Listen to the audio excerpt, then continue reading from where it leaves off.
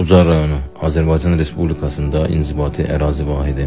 İnzibati mərkəzi Ucar şəhəridir. Ucar rayonunun sahəsi 830 kvadrat kilometrdir. Telefon kodu 170, poçt indeksi AZ6100, avtomobil nömrəsi 61-dir. Ucar rayonu 24 yanvar 1939-cu ildə təşkil olunmuşdur. Rayonun adı yaranma tarixi haqqında müxtəlif fikirlər söylənilir.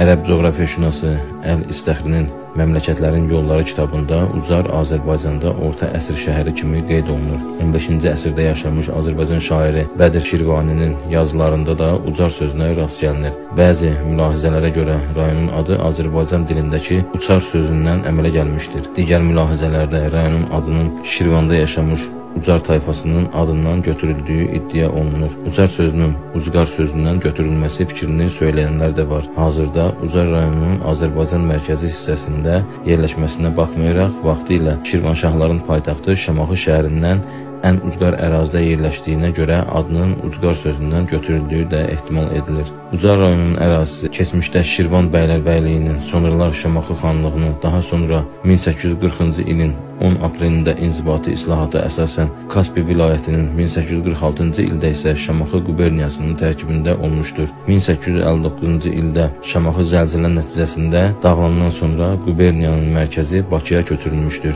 1867-ci ilin dekabrında Bakı quberniyasının tərkibində Göyçay qəzası yaradılmışdır. Bu zaman Ucar rayonu Göyçay qəzasının tərkibində olmuşdur. 1930-cu ildə qəza bölgüsü ləğv edilmiş və rayon inzibati ərazi bölgüsünə keçilmiş, Ucar rayonu Göyçay rayonunun tərkibində saxlanılmışdır. 1939-cu il yanvar ayının 14-də Ucar Göyçay rayonunun tərkibindən ayrılaraq müstəqil rayon kimi təşkil olunmuşdur. 1963-cü ildə Ucar rayonunun ərazisində dəyişiklik edilmişdir. Belə ki, 1963-cü ildə Zərdab rayonu ləğv edilərək onun ərazisi, yəni 856 kvadrat kilometr sahəsi ilə birlikdə Ucar rayonuna verilmişdir.